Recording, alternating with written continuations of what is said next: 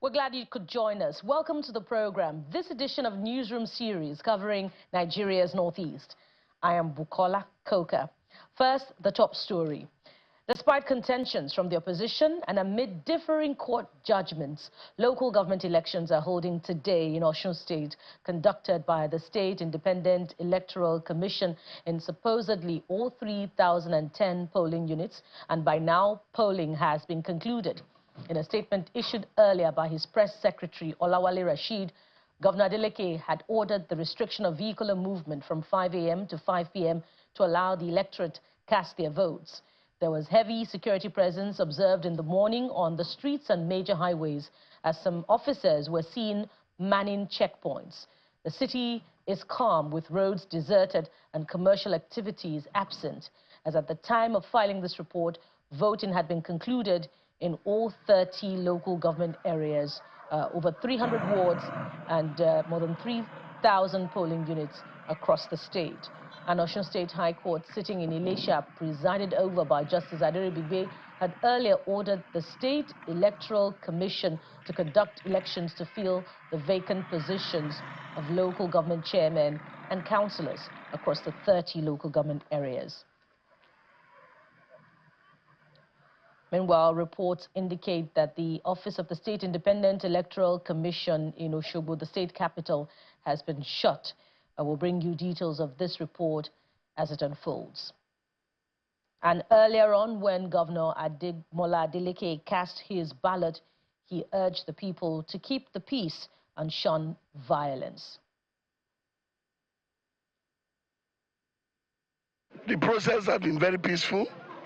I made a broadcast to my good people of Osun State that this election should be peaceful, there should be no violence, because Osun State is a very peaceful, state. They should come out peacefully and vote and go back peacefully too. There should be no problem. We should not give them or any chance to say that there's violence. Say there's violence. I don't want that, because we are peaceful people, in Osun State.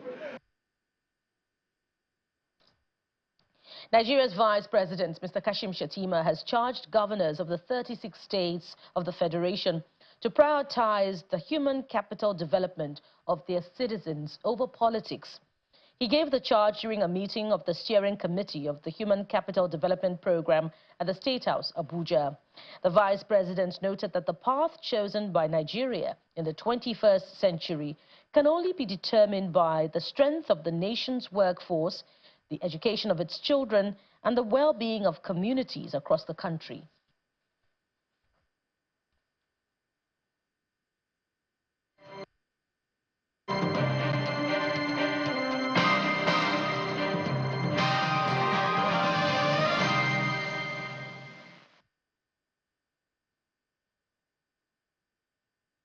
And we start off from Yobe State, where the State Contributory Healthcare Management Agency, in collaboration with the Center for Health Economic Systems Development and Analytics, have reviewed upward capitation fee for service and premium for healthcare providers.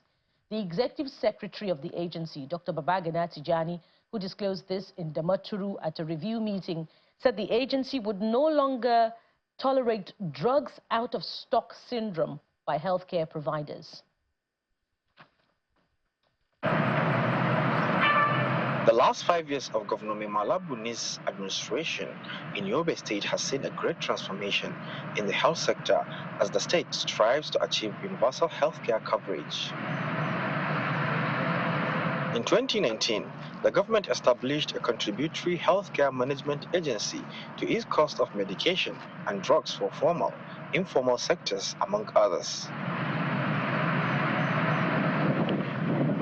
Considering the recent hike in the prices of drugs and services, the agency is meeting to review its capitation, fee for service and premium for better service delivery. Transparency and justification for the review.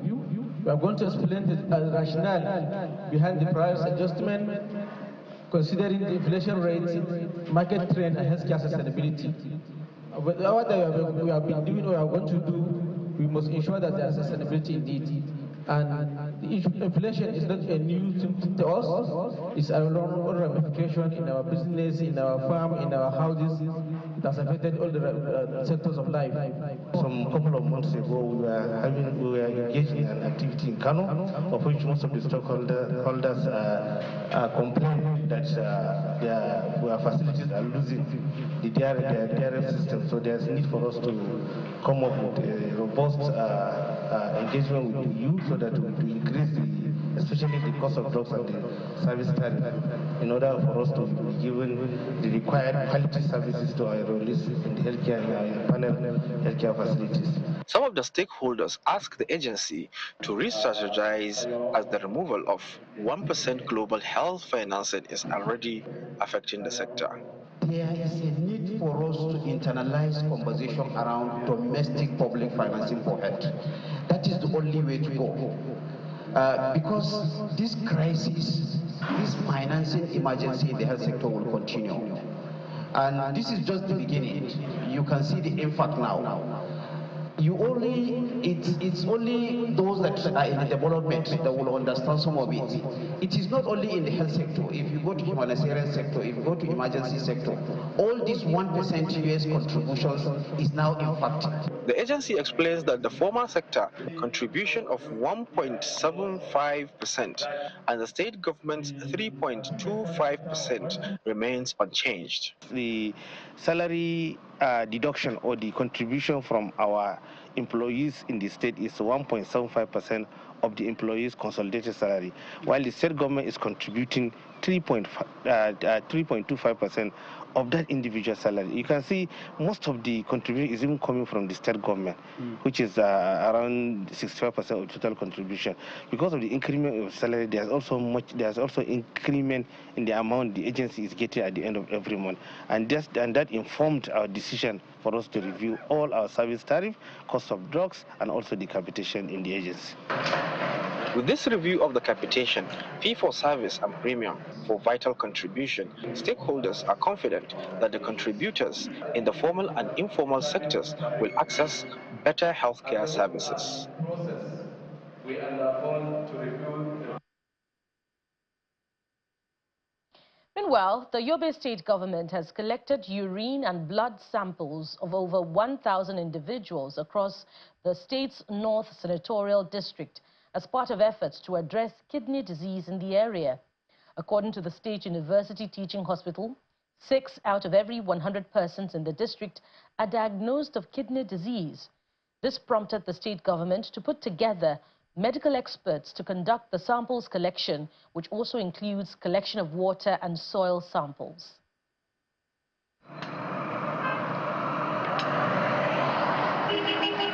Yobe State in Nigeria's northeast region is battling another kind of threat, and it's not insecurity or poverty. The State University Teaching Hospital, Damaturu, recently revealed an alarming rate of chronic kidney disease killing people in its northern district. Usman Dagona, a resident of Gashua, says he lost 6 members of his family, including his father, to the strange disease. I do not pray or wish for anybody, even my enemy, to experience such a very to have any such experience. During that year, I was able to get a scholarship to study in Russia, petrochemical engineering, but I could not leave my family because I'm the eldest son then. Only I have small family members that have been taking care of them. The State University says after several tests, it's yet to find the origin of the disease and is recommending further studies to define environmental or cultural factors that may be contributing to the high prevalence in the region. The institution is also conducting dialysis for some of the residents. Monthly, we do about more than 600 sessions of hemodialysis. When we say sessions, we are not talking about number of patients, but the sessions, one patient can have 2 or 3 sessions in a week. Roughly about half of our patients come from this emirate. So if you look at it, and then we conducted a survey sometimes last year in which we look at all the hemodialysis center in Yobe, Borno State and Jigawa State at Specialist Hospital Hadejia, and we identified hotspots from where these patients come about. We found out that majority of them come from Bade and Jakusko local government areas of Yobe State. The state government is pioneering a unique approach to combat the disease. Researchers are randomly collecting blood, urine, water and soil samples across 20 communities from the 6 local government areas that make up the district. Yes. Obviously, there are many different hypotheses as to the cause of this problem. And I advise His Excellency that to address this problem, we have to take scientific approach. And when taking scientific approach, you have to come with an open mind. And as a result of that, we have the environmental angle to the problem, we have the human angle, as well as lifestyle angle as well.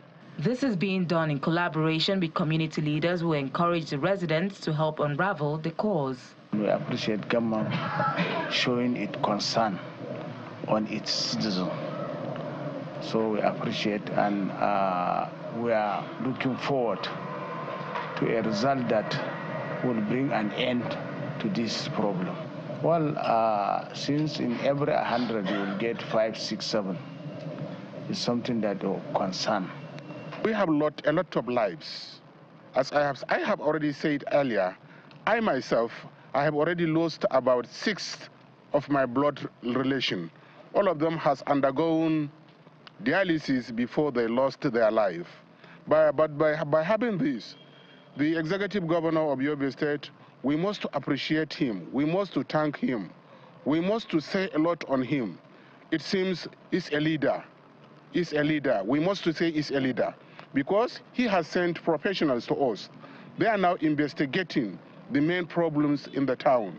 They are expected to collect the samples over a period of 10 days and conduct analysis to get to the root causes of the disease and develop sustainable solutions. Governor Inuwa Yahaya of Gombe State believes all hands must be on deck in the efforts to eradicate polio from northern Nigeria.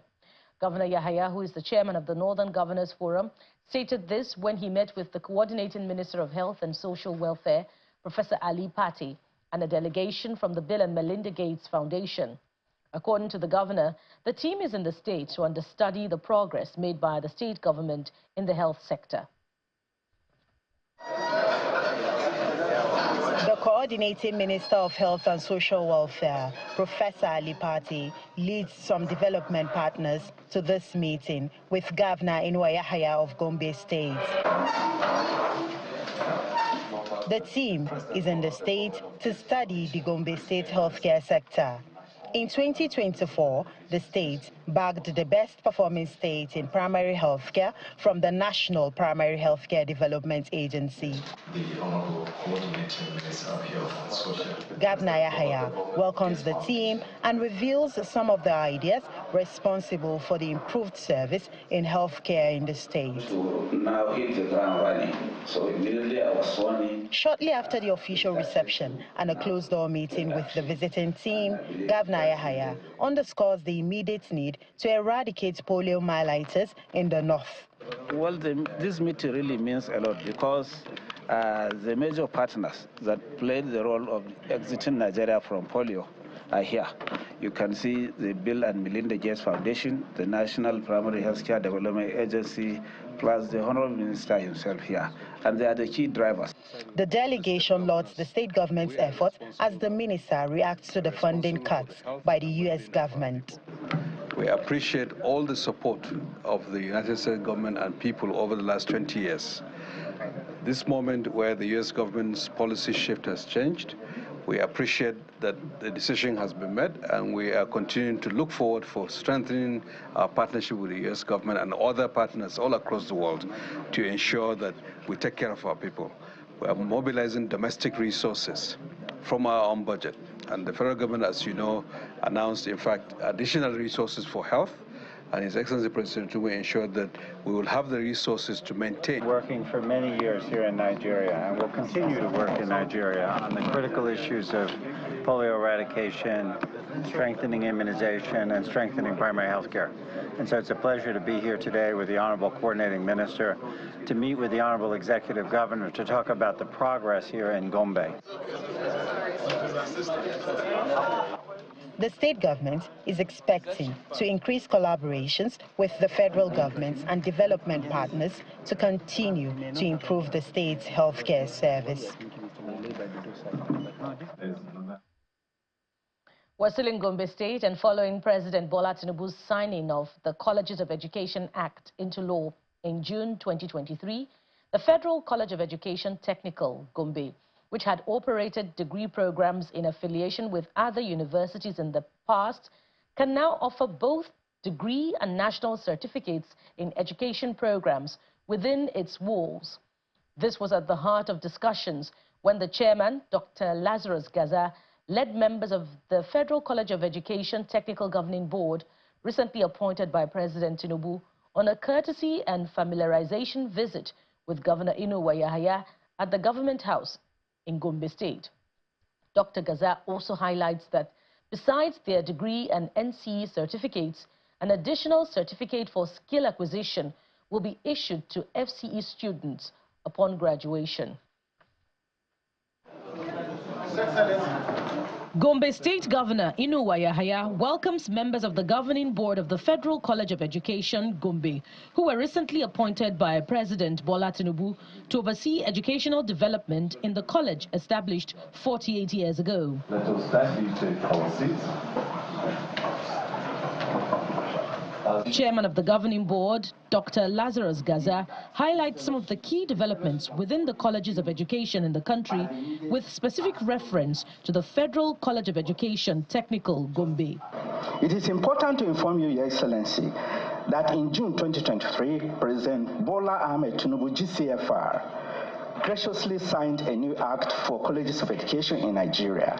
The act grants colleges of education the mandate to offer both NC and degree programs concurrently,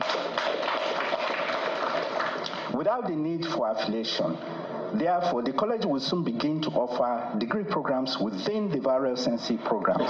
This, we believe, is a positive development for education sector in Gombe State and the country as a whole. After welcoming the guests, Governor Yahaya stresses the importance of technical skills in Nigeria's journey towards self-sufficiency. I'm happy that President Bola Ahmed Tinubu has approved that the college becomes a degree awarding institute.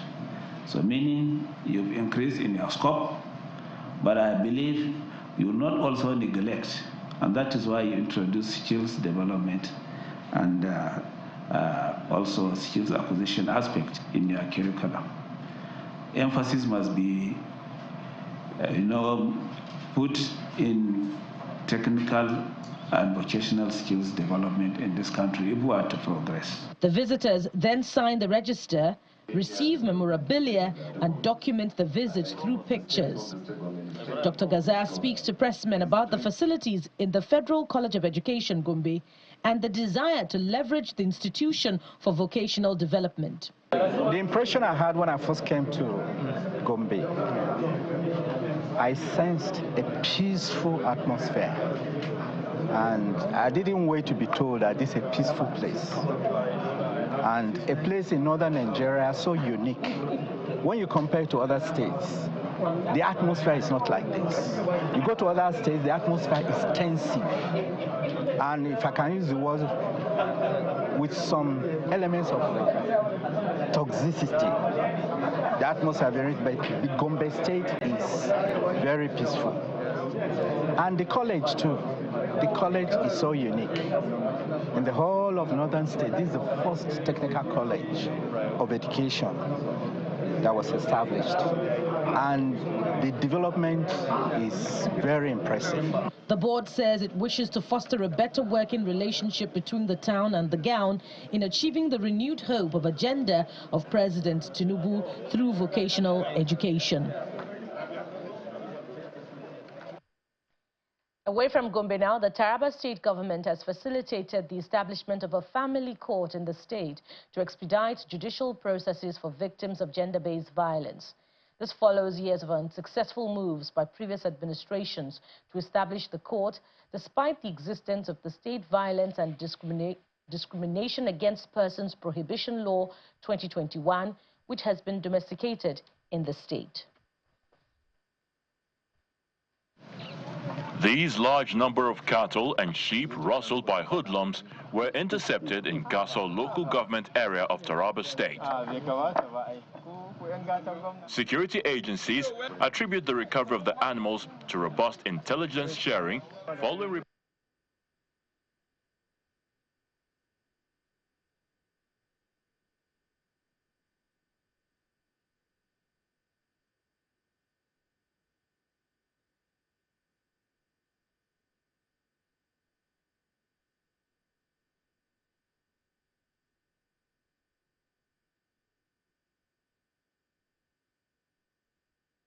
We apologize for that. We'll bring you that report subsequently. But still in Taraba, the state government says it will not lower its guard in intelligence gathering and the protection of lives and property of citizens by ensuring that security is top-notch in every nook and cranny of the state. The government made this disclosure when it showcased intercepted livestock rustled by criminals in neighboring states of Nasarawa and Plateau in its bid to ending pockets of insecurity. Reports of an increasing spate of cattle rustling, killing of locals, and kidnappings. The state government believes the latest success means it's moving in the right direction, assuring everyone that it will not rest until crime and criminality is wiped out of the state for peace to reign supreme. It's a rigorous work of security intelligence that results into recovering this cows through the singular efforts of all the security chiefs that is being led by the Defense Military Intelligence in collaboration with our hunters. And these cows were from the axis of Karilamido, Plateau, Nasarawa, but they were intercepted in Gasso local government because there was collaboration of intelligence between all those areas with our security chiefs in Taraba State. So once, after due diligence, they strike and they collected all the cattle, though some have run away, arrest was made, and what have you, investigation is still ongoing. The Association of Hunters confirmed that this is not the first recovery to happen, but it's happy about this latest success story. The conventional security operatives intimidated us on the rustled livestock from Plateau to Taraba State, and we mobilized, not minding the time, and we are happy that we succeeded. Though some of the criminals escaped, but we are glad that majority of the livestock were recovered. For the Mieti Allah Cattle Breeders Association, the fruitful collaboration between security agencies and stakeholders is unique, and the identification of rightful owners is a big relief.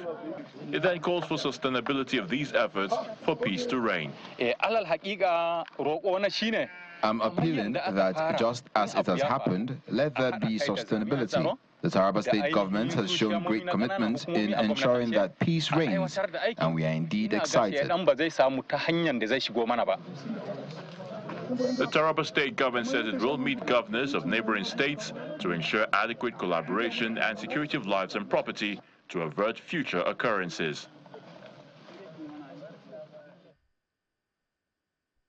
And that's it on the program. We'll be back again same time next week with more editions. I am Bukola Koka. Bye for now.